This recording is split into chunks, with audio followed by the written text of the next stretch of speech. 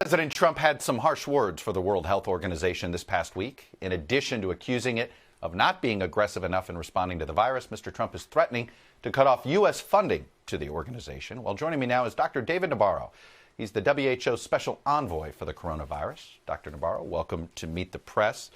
A happy Easter to you. Let me just start with a basic question that we've all become familiar with in this country, which is flattening the curve. We're trying to flatten the curve in America. Where are we on the world's curve? Have we begun to flatten the curve globally?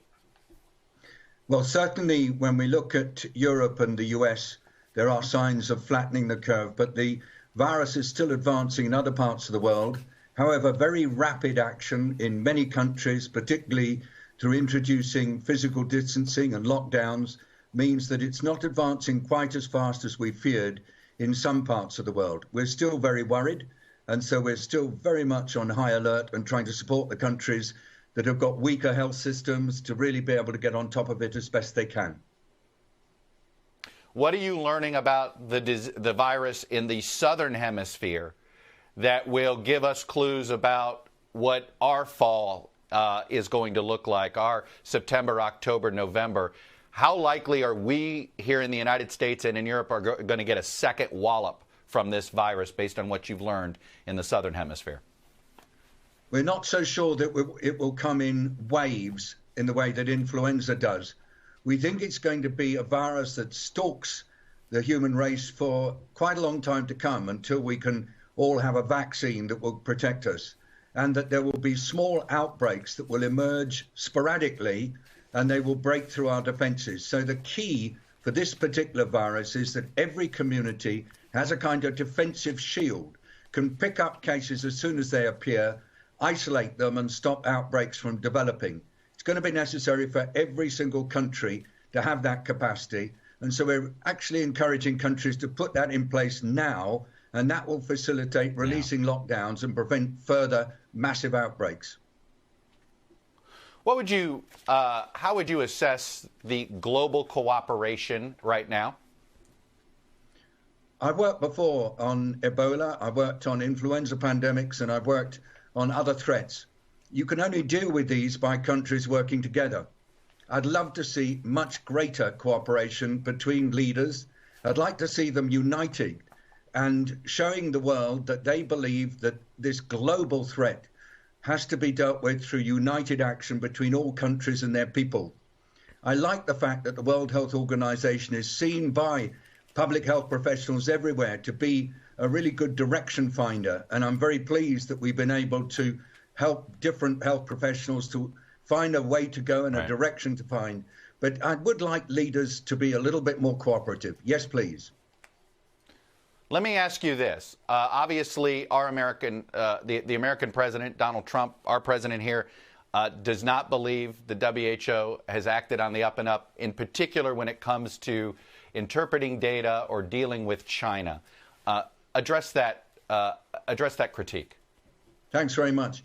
The World Health Organization actually works on behalf of all the governments in the world, and it operates within mandates that are given to it. And we have to rely on information that's received from different governments, and that then permits us to work out what's going on.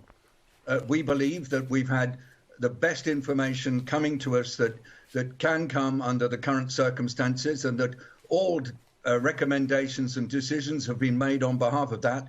But we know that there will be many things that are found to have perhaps not been done as well as they could have been done. And we're anticipating there'll be lots of examinations afterwards. Right now, we have to move forward. We have to get the best possible cooperation. I just heard you discussing with the head of the FDA some of the challenges, things that we're learning about this virus all the time. That's why we need a strong WHO, a trusted WHO, and we hope all leaders will continue to work with us in that way. You used an interesting phrase here, the best information you can get under current circumstances. That seems to be a hint that certain governments are more transparent than other governments. Do you believe China's been honest about the damage this virus did in their country? Number one. And number two, if they haven't been honest about that, are you confident they've been honest about the science?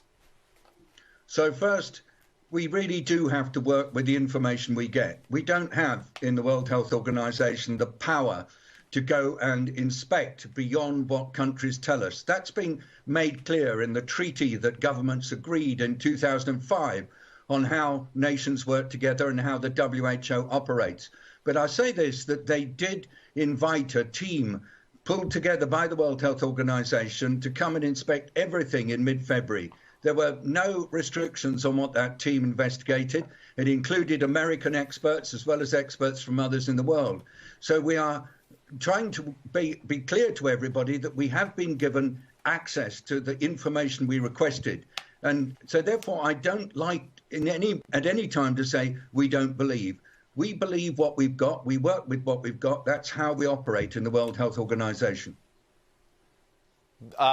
President Trump has talked about withholding funding to the WHO. I believe the United States is anywhere approximately 15 to 20% of your annual budget. How devastating would it be if the United States pulled its funding? Well, do you know, we're right in the middle of this massive, epic struggle. Every single human being in the world is affected by it. Businesses are really in trouble. Communities are in distress. I really do hope that all nations will not find any reason to make threats or other such things that will undermine our capacity to bring together all the best knowledge that we can find. And of course, we love our partnership with the United States. We've worked with United States scientists for years. I personally have huge respect for what you bring and what you offer. And that would be so unfortunate if anything happened to lessen that cooperation. I know that Ted Ross, the Director General, has had direct discussions with the President of the US, and he really does trust him when he hears from the President respect for the WHO, and we hope that will go on. It's too important to have anything that disturbs the functioning of the international system at this time. Okay. Dr. David Nabarro, a special envoy for the WHO on this coronavirus. Thank you for coming on. Thank you for having me. The WHO's perspective.